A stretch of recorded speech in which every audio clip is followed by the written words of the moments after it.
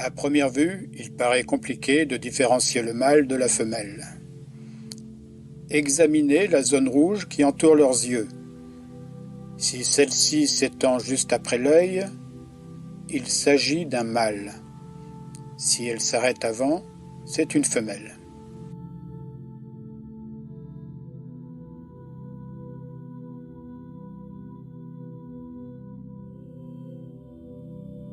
Le chardonneret a reçu son nom de sa plante préférée, le chardon.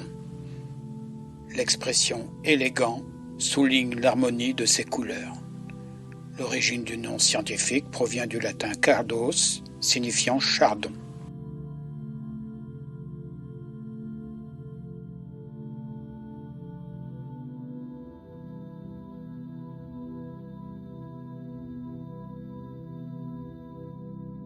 La parade nuptiale se déroule à la fin de l'hiver. Le mâle s'approche de la femelle en se courbant avec le dos arrondi tout en se déplaçant de droite à gauche. Il ouvre ses ailes alternativement pour mettre en avant la couleur jaune et déploie sa queue afin d'exhiber les taches blanches directrices. La parade inclut également des offrandes alimentaires que la femelle reçoit en se penchant en avant avec des ailes frémissantes semblables à un jeune oiseau en train d'être nourri. On observe également des courses entrecoupées de nombreux cris. Au printemps, la femelle construit un nid soigneusement caché, entouré d'une garniture de lichen qui renforce son camouflage. Ce petit nid est réalisé avec minutie, compact et robuste. Il est composé d'un entrelacement de brindilles, d'herbes fines et de soie d'araignée. Sa forme est parfaitement circulaire, mesurant environ 6 cm de large et étant bien profond, avec un intérieur adouci par du duvet, des poils d'animaux, du coton végétal ainsi que des fils de toile d'araignée. Il est construit dans les arbres, généralement dans une fourche près de l'extrémité d'une branche, à une hauteur moyenne de 2 à 10 mètres, parfois au sein des haies.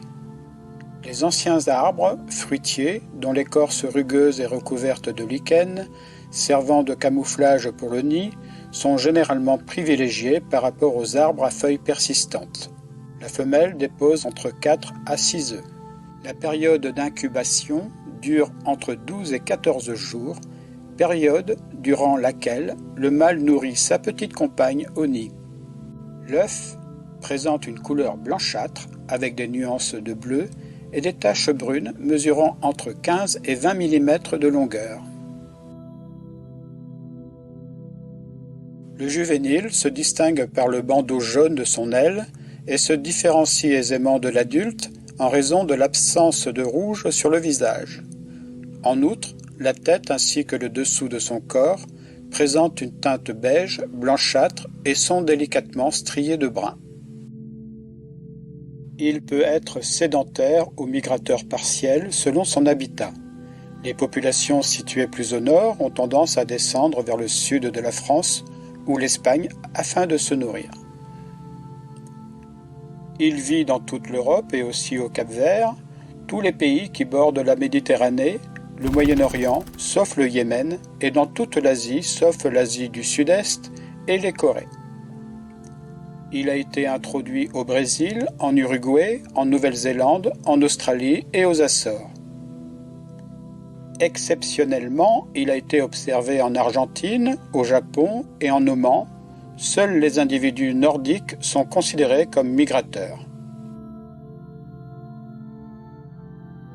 Il est principalement granivore. Il se nourrit tout au long de l'année de graines variées, de plantes herbacées, notamment des astéracées, chardon, astère, tussillage, ou d'arbres, bouleaux, aulnes, pins, etc.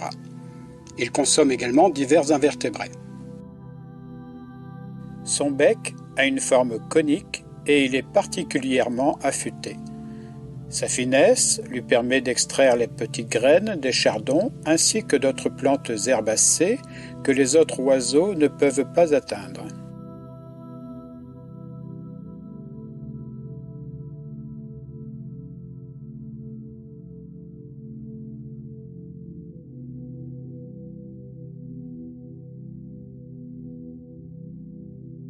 Il possède un registre riche et mélodieux.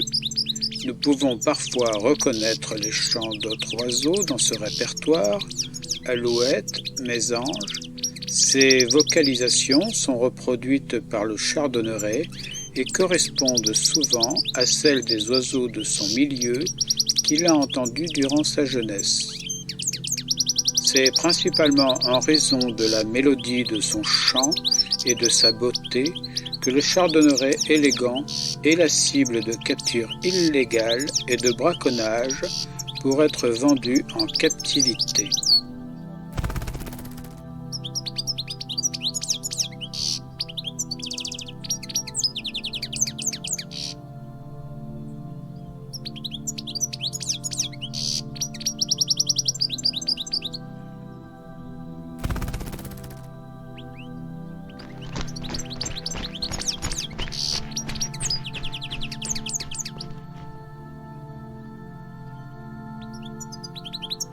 C'est une espèce qui vit souvent en groupe en dehors de la saison de reproduction.